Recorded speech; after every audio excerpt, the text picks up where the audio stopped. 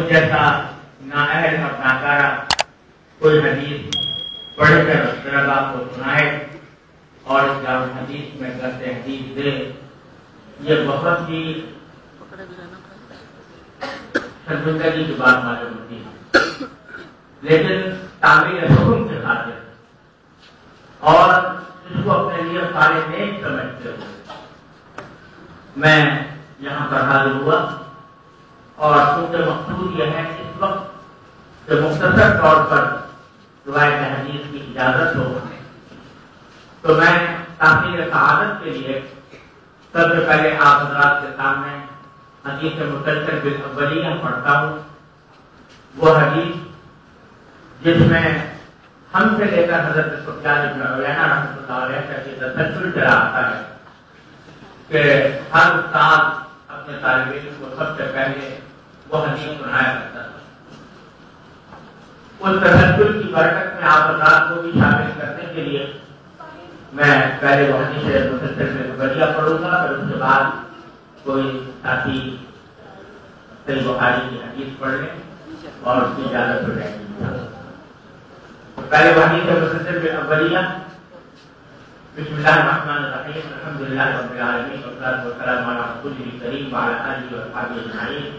حدثني بهذا الحديث الشيخ حسن المشاء المكي المالكي رحمه الله تعالى في المسجد الحرام، كما حدثني به الشيخ محمد ياسين الفاداني رحمه الله تعالى بمكة المكرمة، والشيخ الناقلي رحمه الله تعالى بجدة، كل واحد منهم يرويه بإسناده إلى سيدنا عبد الله بن عمرو بن العاص رضي الله تعالى عنهما قال قال رسول الله صلى الله عليه وسلم الراحمون يرحمكم الرحمن تبارك وتعالى ارحموا من في الأرض يرحمكم من في السماء۔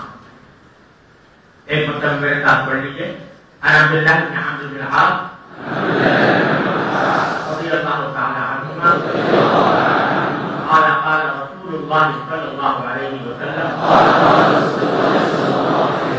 الراحمون يرحمهم الرحمن تبارك وتعالى يرحموا من في الأرض يرحمكم من في السماء، وصلى الله تعالى على خير خلقه محمد وآله وصحبه أجمعين۔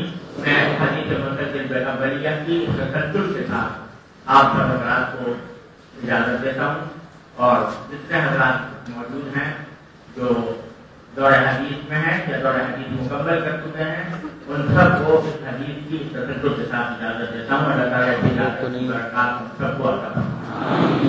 اب کوئی حدیث پڑھ لیجیے۔ الحمد لله رب العالمين، والصلاة والسلام على سيد الأنبياء والمرسلين وعلى آله وأصحابه أجمعين، أما بعد، فإن أصدق الحديث كتاب الله، وأحسن الهدي هدي محمد صلى الله عليه وسلم، وخير الأمور محدثاتها، وشر الأمور محدثاتها، وكل محدثة بدعة، وكل بدعة ضلالة، وكل ضلالة في النار۔ وبالسند المتصل منا إلى الشيخ الإمام المولى الحافظ الحجة أمير المؤمنين في الحديث أبي عبد الله محمد بن إسماعيل بن إبراهيم بن بن المغيرة بن مرثد الشافعي اليماني البخاري رحمه الله تعالى، اللهم انفعنا بعلومه وعلومهم أجمعين، آمين يا رب العالمين، أنه قال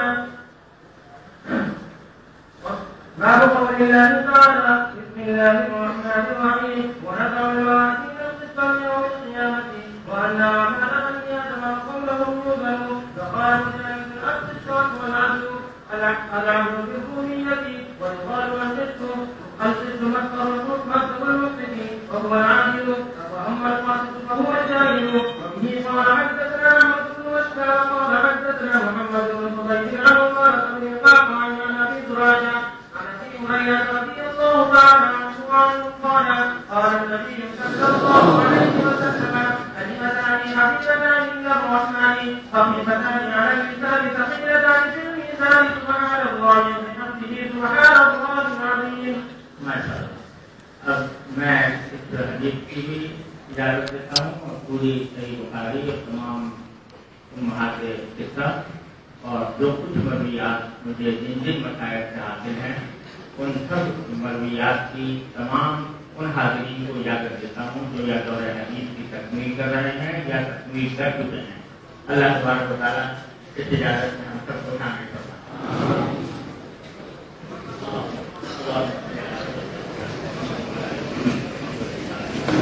بیٹھنا ضروری نہیں, کھڑے ہی کھڑا کر لو.